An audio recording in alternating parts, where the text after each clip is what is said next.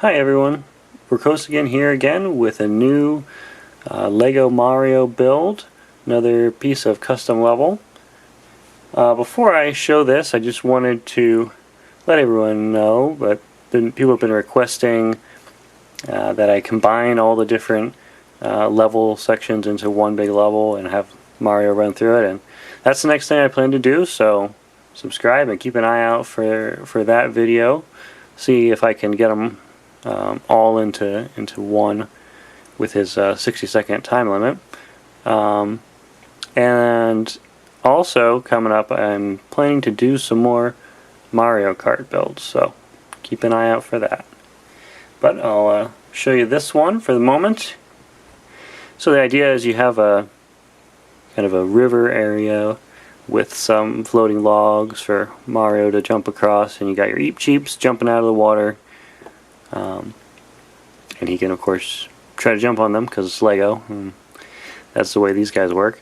Yeah, so there's a mechanism for moving the Eep Cheeps, and I'll show you how that works. So this one is actually wind up, so you can manually move them with the crank, or you can wind it up. So they'll move backwards as I wind it up. There you go.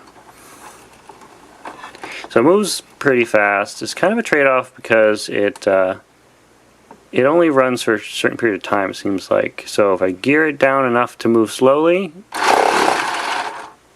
it'll barely go around. So I end up kind of putting it at a fairly fast speed. So let's see Mario interacting with it.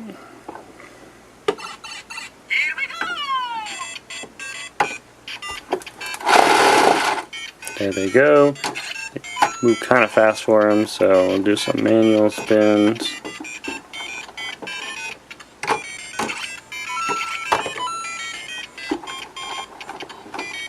And what were to happen if I were to get him kind of close there and wind it up? Wait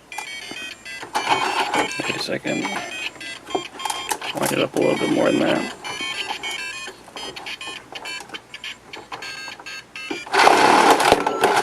Oh no! So Mario fell down in the water. Let's have him come out, get an item block, and that's it. See you later.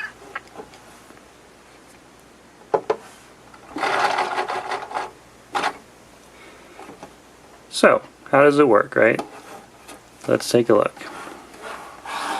So the wind-up mechanism is powered by a Lego pullback motor. So they made some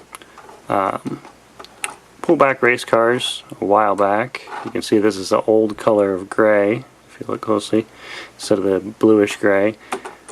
Pretty cool piece. So if you wind it this direction, which would be like pulling back the car, it winds it up, and you could spin.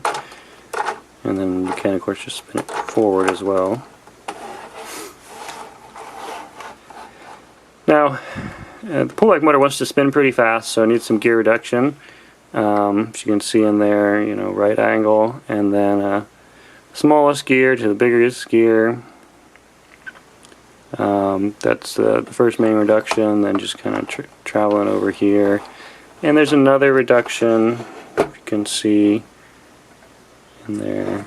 Kind of hard to see, but there's a small pinion on this one, and then this medium-sized gear. So if you do even an additional reduction of like a small gear to the big gear, and sorry I don't have the tooth numbers memorized, but basically that'll make it move pretty slowly, and it just didn't seem quite fast enough, so I ended up going with this configuration. I think it works fairly well. You know, ideally it would move a little slower so he could really jump on it as it spun, but so it doesn't quite last long enough for that either, even if I wind it all the way up.